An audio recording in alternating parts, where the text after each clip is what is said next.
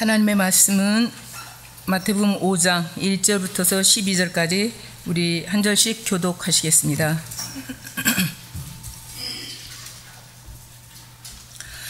예수께서 무리를 보시고 산에 올라가 앉으시니 제자들이 나아온지라. 이를 가르쳐 가르사다래 심령이 가난한 자는 복이 있나니 천국이 저희 것이며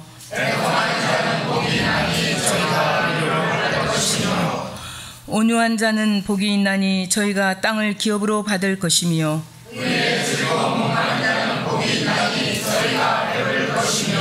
긍휼히 여기는 자는 복이 있나니 저희가 긍휼히 여김을 받을 것이며 마음이 정결한 자는 복이 있나니 저희가 하나님을 볼 것이며 화평케 하는 자는 복이 있나니 저희가 하나님의 아들이라 일컬음을 받을 것이며 의를 위하여 핍박을 받는 자는 복이 있나니 천국이 저희 것이라.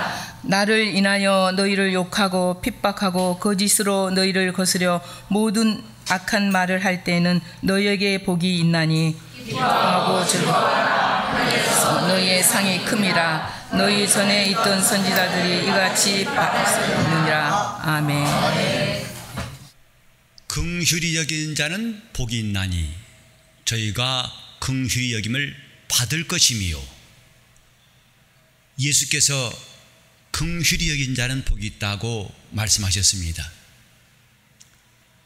하나님은 우리를 긍휼히 여기신 분이라고 시편 67편 1절과 2절에 말씀합니다.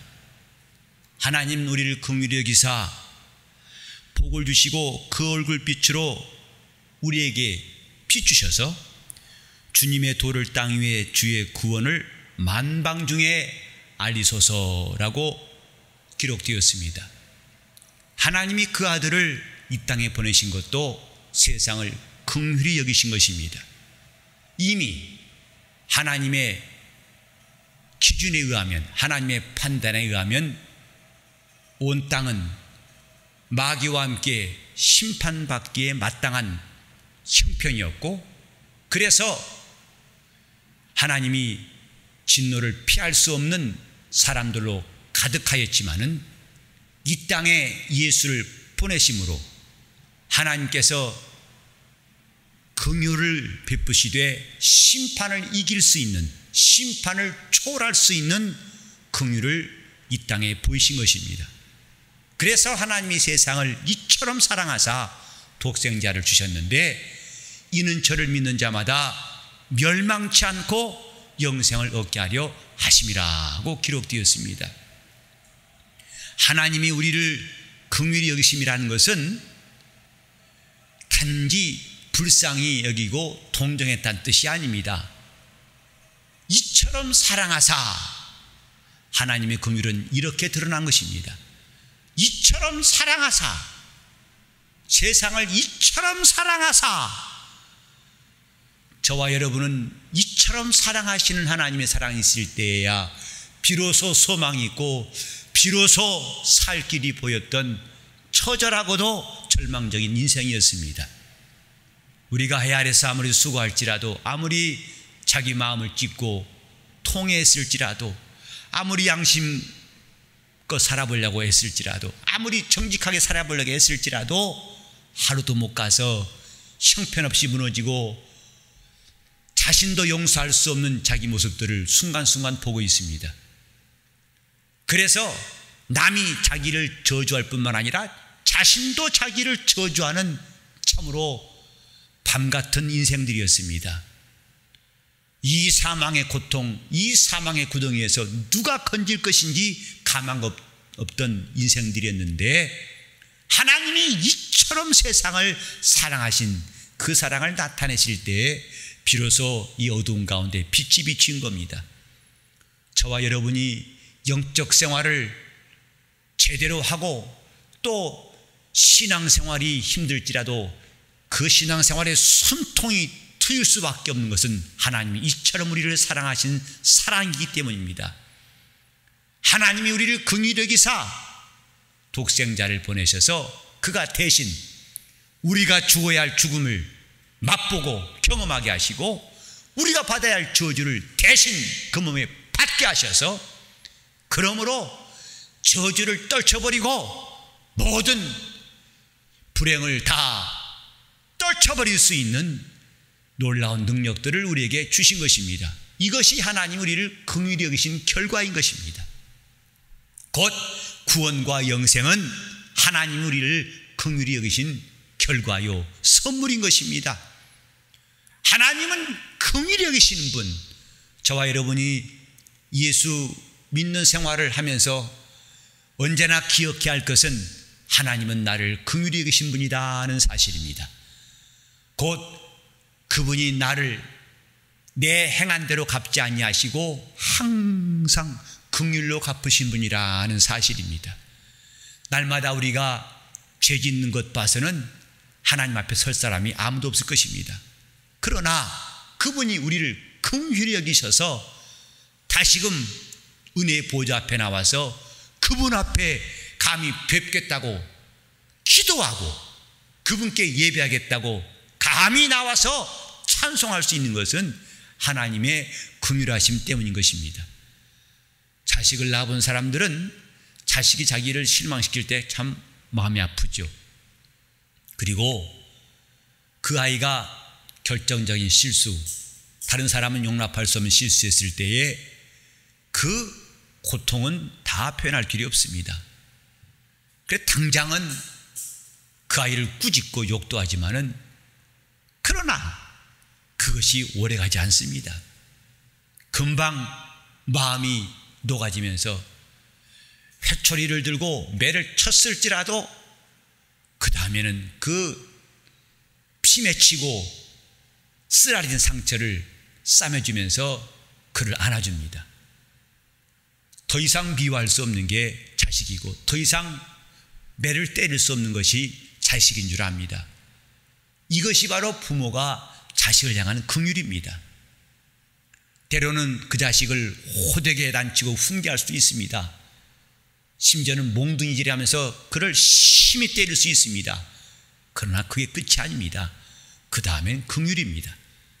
하나님께서 우리 인간들에게 자식을 낳고 기르게 하심으로써 하나님의 자비하심과 긍휼이 무엇인가를 부모가 되어서 깨닫게 하신 것입니다.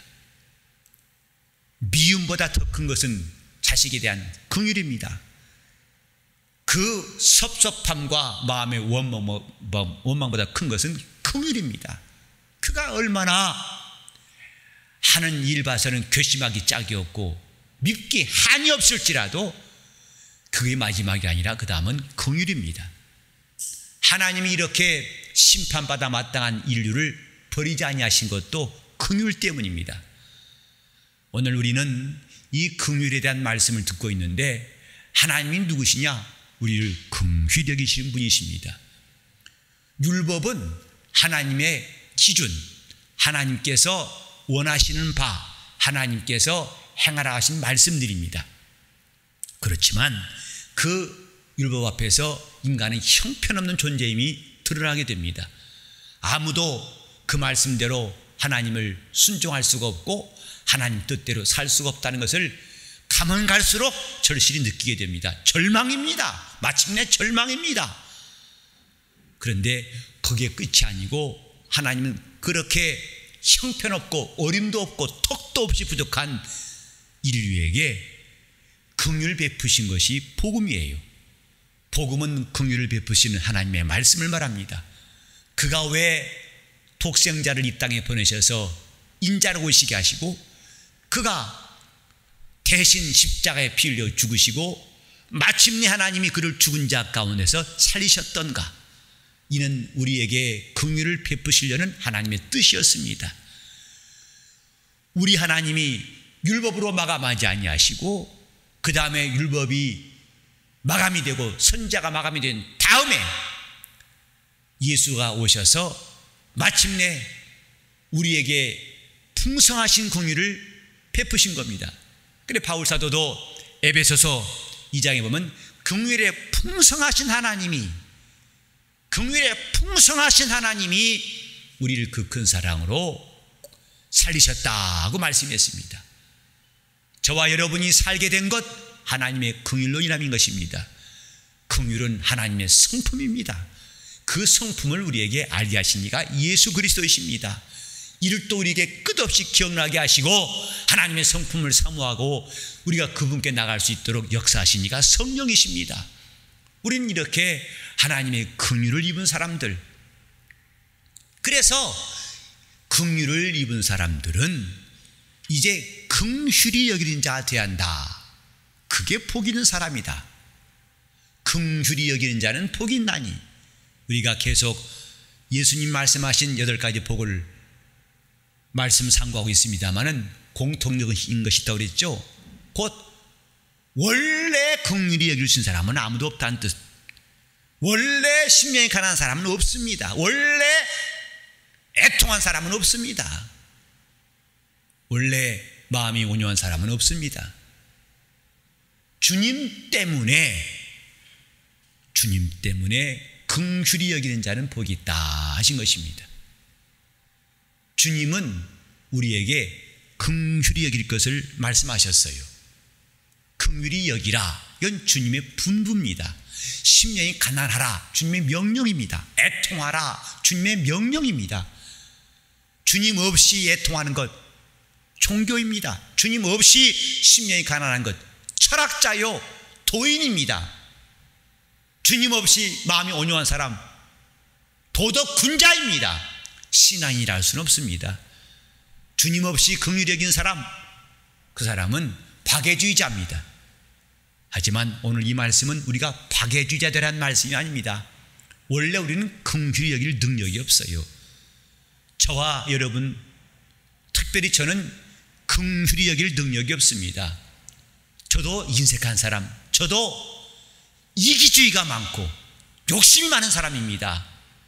남을 위해 희생한다는 것 부담스럽습니다. 싫습니다. 손해보는 것 싫습니다. 지기 싫습니다. 이건 원래 내 성품이에요. 그런데 긍휼히 여기라 하신 주의 말씀이 우리에게 주어졌어요. 왜? 그분이 누구신지를 안 다음부터 우리는 그분의 말씀에 감동이 되어서 그분의 뜻을 순종하게 되기 때문입니다. 긍휼히 여기라. 이 사람은 복이 있다 하신 것입니다. 주님에 의해서 긍휼히 여기는 자, 이 사람이 복이 있다, 이 말씀인데, 주님의 눈이 있는 사람만이 긍휼할 수 있어요. 다시 말합니다. 주님 때문에 긍휼히 여기는 사람 되려면 먼저 주님의 눈이 필요합니다. 저는 아침마다 기도하면서 빠지지 않는 것이 하나 있습니다. 주님의 눈으로 보게 하소서 하는 것입니다. 내 눈으로 볼 때는 그것이 올바르지 않다는 것 오랜 경험을 통해서 알고 있습니다. 내 눈이 정확하지 않다는 것 많이 경험했습니다. 더더욱이 목회라는 성직을 감당할 때에 내 기존의 판단과 지식으로 한다는 것이 얼마나 위험하고 잘못될 수 있는가를 깨달았기 때문에 나에게 주님의 눈으로 볼 수 있는 시야를, 주님의 안목으로 일할 수 있는 사람이 되게 해달라는 기도를 계속할 수밖에 없습니다. 주님의 눈으로 볼 때 비로소 긍휼히 여길 수 있습니다. 내 눈으로 볼 때는 일단 사람들을 경계하게 되고 비교하게 되고 따지게 됩니다. 또 이기려고 하게 됩니다. 그것이 우리 인간의 속성이에요. 속담에 남의 떡이 커 보인다는 말이 있습니다. 자기에게 떡이 있으면 그걸 만족해야 할 터인데 떡이 있는 것을 확인하는 순간에 금방 우린 옆 사람의 떡을 보게 됩니다. 그리고 누가 큰가, 어떤 게 큰가를 금방 비교하게 됩니다. 근데 이상하게 10중 8구는 늘 그 사람께 커 보이더라고요.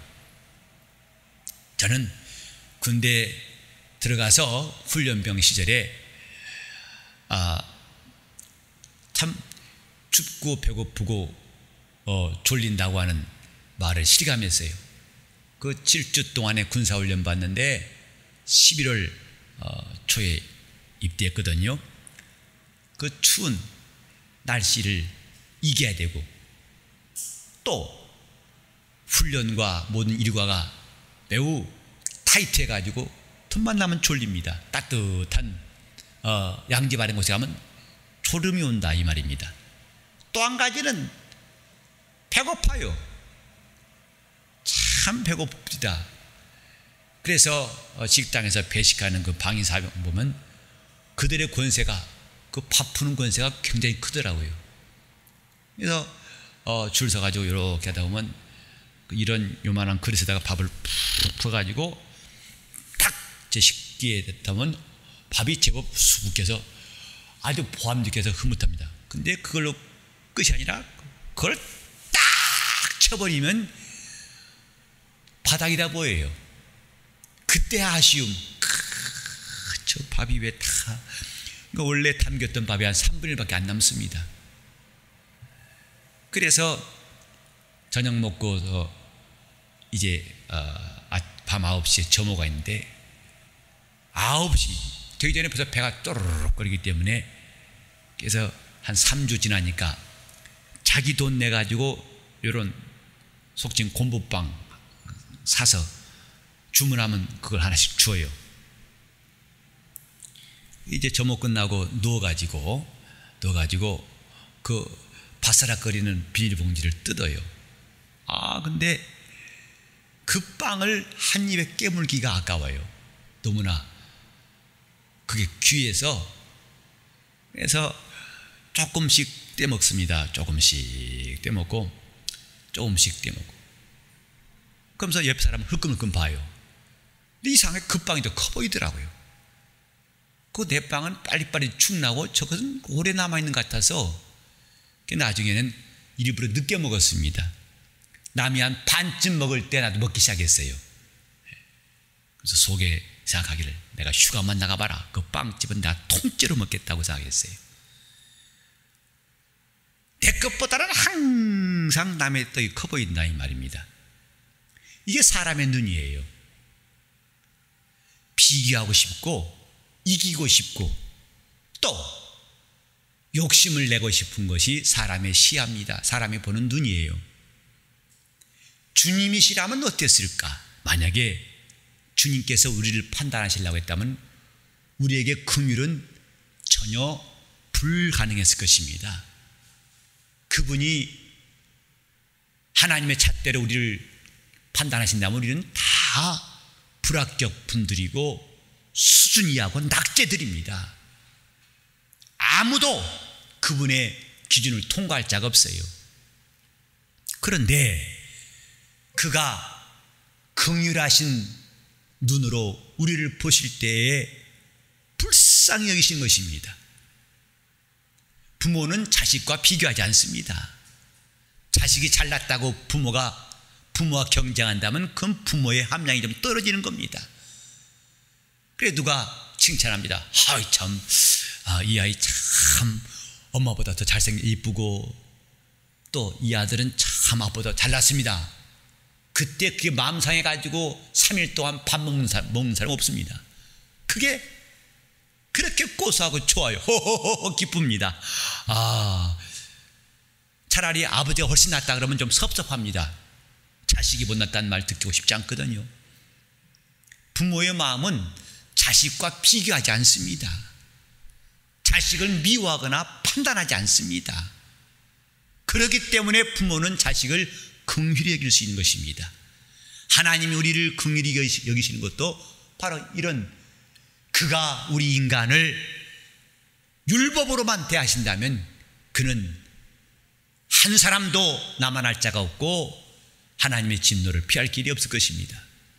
그러나 하나님이 우리 아버지신지라 그가 우리에게 그 성품을 나타냈을 때에 우리를 불쌍히 여기신 겁니다. 우리를 참으로 불쌍히 여기셔서 죄짓고 방황하는 영혼을 불쌍히 여기시고 끝없이 변덕스럽고 저렇게 타락하면서도 완악한 마음으로 돌아오지 않는 인간들이 미운 것이 아니라 나중에는 불쌍히 여기셔서 그들의 죄를 대신 짊어지시도록 독생자를 보내신 겁니다. 이런 주님의 눈으로 볼 때에 우리는 긍휼히 여길 수 있습니다. 긍휼히 여기는 자. 저도 이 설교할 때 이 설교를 준비하면서 많은 고민했어요. 첫째는 내가 이 말씀대로 살기에는 형편없는 사람이라는 것. 그리고 긍휼히 여겨봤어야 이 설교를 할 터인데 그렇게 저는 많은 사람을 긍휼히 여긴 것 같지 않습니다. 따라서 이건 억지 소리밖에 안 나올 것 같고 그저 공허한 말밖에 나올 게 없을 것 같아가지고 많이 고민했던 구절이 바로 이 말씀입니다. 긍휼히 여기는 자. 어떻게 하면 내가 긍휼히 여길 수 있을까? 저는 마음이 넓지도 못하고 그렇게 마음이 후하지도 않습니다. 근데 주님은 나에게 긍휼히 여기라 하신 계명을 주셨어요. 어느 날 기도하면서 내가 주님의 눈으로 볼 수 있어야겠구나. 그래야 긍휼히 여길 수 있겠구나. 저 영혼을 볼 수 있는 눈이 있어야 그 영혼을 볼 수 있어야 내가 진정으로 긍휼히 여길 수 있겠구나 생각해가지고 그때부터 기도한 것입니다. 주여 나로 주의 눈으로 보게 하소서. 나는 주님 때문에 긍휼히 여기는 자가 되라 하신 명령받았고 그러려면은 내가 주님의 눈이 있어야겠습니다. 주님의 눈. 주님은 열문둥이를 다 고치시고도 섭섭해하지 않으셨어요. 그들이 살해하지 안 했다고 해서 그분이 그 뒤통수에 대고 야단치지 않으셨습니다. 주님은 오히려 자기를 찌르고 십자가에 못 박은 자들을 향해서 아버지여 저들을 사하여 주옵소서. 저들이 하는 일을 알지 못함입니다 하고 주님께서 기도하시고 운명하셨어요. 주님의 눈이 필요합니다. 주님의 마음이 필요합니다. 이 사람이 긍휼히 여길 수 있어요. 우리는 긍휼히 여기라 하신 주의 명령을 순종하기 위해서 주님의 눈으로 볼 수 있고 주님의 마음을 품어야만이 이 일이 가능하다는 사실을 함께 깨달을 수 있어야 됩니다. 그 사람이 복이 있다 하신 겁니다. 우리 교회는 아주 주님께서 기뻐하신 교회가 되기를 원합니다. 그것은 교인이 많이 늘어난다는 것도 있겠지만은 더 중요한 것은 우리 성도들 하나하나가 복 있는 자가 되는 것이고 그 중에서 우리는 긍휼히 여기는 자가 되기를 바란다 이 말입니다. 그래서 교회 성도들 가운데 마음이 서로 들뜨고 갈등하고 외면한 일이 없고 오히려 서로 사랑하고 교통하고 그 약점을 덮어주고 위로할 수 있는 주님의 긍휼하심이 있는 교회, 이 교회가 복 있는 교회라 생각합니다. 긍휼히 여긴 자는 복이 있나니. 긍휼은 제 성품이 아닙니다. 주님의 성품입니다. 긍휼히 여기라 하시는 주의 명령입니다. 내 자신의 의가 아닙니다. 그리고 긍휼히 여기려면은 그분의 눈, 어머니가 아이를 바라보는 눈이 바로 긍휼히 여기는 주님의 눈이에요. 주님이 이렇게 주님의 뜻대로 살려는 사람들에게 말씀하시기를 긍휼히 여긴 자는 복이 있나니 그 사람은 긍휼히 여김을 받을 것임이라. 저와 여러분이 일생 동안 신앙생활하면서 완전하다고 자부할 사람이 아무도 없을 것입니다. 이렇게 설교한 목사도 주님 앞에 서는 시간마다 얼마나 허물이 많고 자신도 용납하지 못하는 마음의 허물과 죄악들이 적지 않습니다. 그것이 그대로 남아있다면 이처럼 무서운 일이 없을 것입니다만은 주님의 긍휼히 여기심을 인해서 소망이 있습니다. 주님이 끝까지 내 영혼을 긍휼히 여기시기를 사모하는 것입니다. 나는 주님이 긍휼히 여기신 사람, 주님이 나를 불쌍히 여기신 사람, 그런 사람 되고 싶어요. 그분 앞에 가서 자랑한 사람이 아니라 나를 끝까지 주님이 긍휼히 여기시는 것을 사모하고 사모한 사람 되고 싶습니다. 찬송에도 그런 말씀이 있죠. 나의 갈 길 다 가도록 예수 인도하시니 내 주 안에 있는 긍휼 어찌 의심하리요. 내 주 안에 있는 긍휼을 내가 어찌 의심하겠느냐 하는 담대한 고백이 우리 삶 속에 가득하기를 원합니다. 주님이 긍휼히 여기신 사람들입니다. 우리는 이를 위해서 먼저 긍휼히 여긴 자가 되라 하신 주의 명령을 기억해야 됩니다. 주님은 참으로 우리를 불쌍히 여기시는 분이에요. 우리가 어리석어도 미워하지 아니하시고 꾸짖지 아니하시고 지혜가 없다고 꾸짖지도 아니하시고 우리가 답답하다고 해서 그분이 우리를 내치지도 아니하시고 우리가 죄짓고 방황해도 갖다 버리지 아니하시고 그가 오래 참으시고 우리를 긍휼히 여기심으로 오늘 이 시간에 우리가 있는 것입니다. 주님은 우리를 긍휼히 여기신 분, 그것을 알았다면 우리는 주가 명하신 대로 긍휼히 여기는 심령이 필요합니다. 우리 하나님 앞에 회개하는 시간도 이런 긍휼하심을 구하는 시간 아니겠습니까? 나를 불쌍히 여기시옵소서. 우리 한번 다 같이 나를 불쌍히 여기달라고 세 번만 합시다. 나를 불쌍히 여기시옵소서. 나를 불쌍히 여기시옵소서. 나를 불쌍히 여기시옵소서. 그가 의로 눈으로 판단하신다면 나만 할 자가 아무도 없습니다. 영적 생활은 그분이 긍휼히 여기심 받는 생활입니다.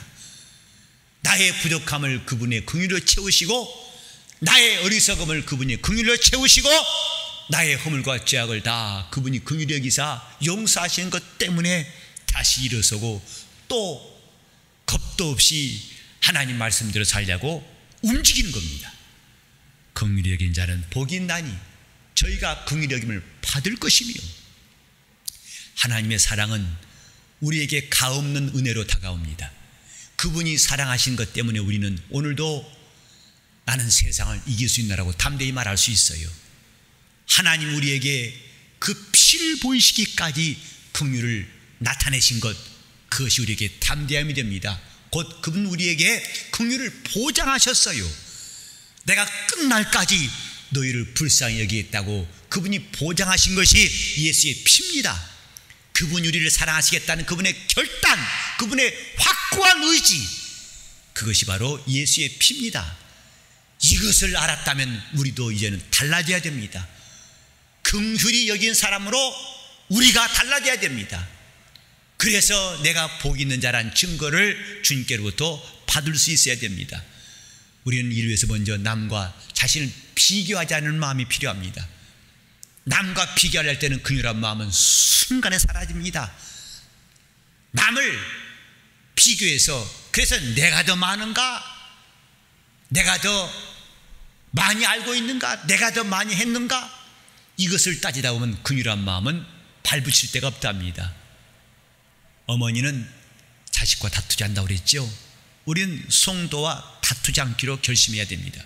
그때 우리는 긍휼히 여길 수 있어요. 언쟁이란 말은 말로 싸우는 것인데 재미있는 것은 말로 싸워 이겨도 남는 게 없다는 사실입니다. 말로 이겼다 해서 그 사람이 나에게 복종한다고 생각하면 안 됩니다. 그가 말로는 못 당하지만은 그의 감정은 이미 상할 대로 상해서 나와 등 돌려버리면 말로 이긴 거 무슨 소용이 있습니까? 이기는 것, 그것이 꼭 이기는 것은 아니다. 그래서 어떤 것은 지는 것이 이기는 것이다 말도 있어요. 하지만 우리는 이기려는 마음 때문에 많은 경우에 실수를 하게 됩니다. 내 영혼은 죄와 싸워 이기려는 할지언정 우린 이제부터 우리 성도들과 대할 때에 내가 말로 그를 압도하고 이기려는 생각부터 포기한다면 우리는 한 발 더 주님의 눈으로 그 사람을 볼 수 있는 사람 될 것입니다. 주님의 눈으로 볼 수 있는 사람, 주님의 마음으로 긍휼히 여길 수 있는 사람, 이 사람은 복이 있나니 하나님이 저를 또한 긍휼히 여길 것이라고 말씀했습니다. 우리 교회가 점점 성숙하는, 성장할 뿐만 아니라 성숙하는 길목에 이 복은 꼭 필요합니다. 긍휼히 여기는 사람들, 벌써 긍휼히 여기는 교회는 사랑이 있고 또 용납함이 있고 그 영혼을 위해서 간구하는 기도가 나옵니다. 중보 기도도 긍휼히 여길 때 가능합니다. 긍휼히 여기는 마음이 있을 때 비로소 하나님이 그 중보기도도 들으시고 역사하시는 것입니다. 우리가 기계적으로 누굴 위해 기도합시다 하는 그 기도, 메마른 기도는 하나님께서 기뻐하지 않으실 것입니다. 주여 내가 저를 긍휼히 여기는 마음을 먼저 얻게 하시고 그 다음에 그를 위해 기도할 때에 하나님은 그 기도에 귀를 기울이실 것입니다. 우리 평생에 긍휼히 여기는 자의 복이 있기를 바랍니다. 긍휼히 여긴 자는 복이 있나니, 그 사람이 괜히 긍휼히 여기는 것이 아니라 그는 긍휼히 여기라는 주의 명령을 받았고 또 긍휼히 여길 수 있도록 주님이 그에게 주님의 눈으로 보게 하시고 주님의 마음으로 그를 품을 수 있도록 도와주셨기 때문에 그는 마침내 하나님께로부터 긍휼하심을 얻을 수가 있습니다. 이제부터 이기려고 하는 결심, 마귀와 싸워서는 이겨야겠지만은 우리 교회는 서로 이기려는 마음들을 다 사양하시고 또 상대방과 받은 것을, 가진 것을 비교할 마음을 다 사양하시고 주님의 눈으로 볼 수 있는 신령한 성도들 될 수 있기를 예수 이름으로 축원합니다. 긍휼히 여긴 자는 복이 있나니, 주님은 긍휼히 여기는 심령을 오늘도 찾고 계시고 그에게 한량없는 은혜와 긍휼을 베풀어 주실 것입니다. 오늘 내 영혼이 주님의 눈으로 내 이웃들을, 주님의 마음으로 내 이웃들을 대하게 해달라고 다 잡시면서 통성으로 기도하시겠습니다.